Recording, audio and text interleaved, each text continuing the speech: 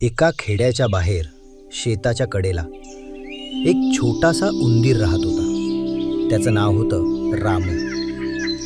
रामूची एकच खास सवय होती. तो रोज धान्याचे दाणे, कडधान्य आणि थोडंसं फळस खाऊन झाल्यावर झाडाखाली बसायचा आणि मनसोक्त गाणं गुणगुणायचा. ला ला ला ला, शांत वारा, हिरवी शेती. बस एवढंच होतं त्याचं सुंदर जग. एके दिवशी शहरातून आला रामूचा चुलत भाऊ चमकू. चमकूचे केस चकचकीत, पाय साफसुथरे आणि तोंडात सतत एकच गोष्ट, अरे शहरात असं असतं, शहरात तसं असतं. रामूने हसून विचारलं, चमकू दादा खाणार का? ताजी ज्वारी आहे, गोड आहे. चमकूने नाक मुरडलं. ज्वारी? अरे रामू, शहरात आम्ही केक खातो, चीज खातो. तुला माहीतही नसतील असे पदार्थ. रामूने शांतपणे एक दाणा तोंडात टाकला. बरं.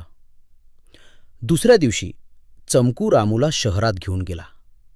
मोठमोठी घरं, दिव्यांचा लखलखाट, गाड्यांचा धडधडाट.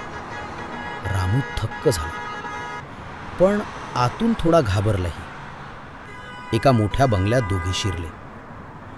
टेबलावर चक्क होते केक, चीज, बिस्किटं. बघ, याला म्हणतात मेजवानी. दोघे खायला लागले.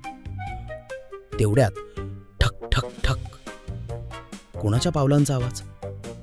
चमकू म्हणाला, पळ पळ लवकर. दोघे एका अडगळणीच्या जागेत घुसले. श्वास रोखला.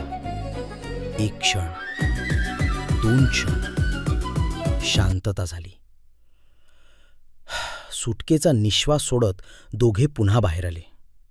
पुन्हा खायला लागले. आणि पुन्हा म्याऊ, मांजर.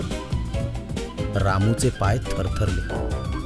तो हळूच चमकूला म्हणाला, चमकू दादा, इथे खाणं जरी छान असलं तरी खूप भीती वाटते. हो, पण हीच तर शहराची मजा आहे. रामूने एक दीर्घ श्वास घेतला.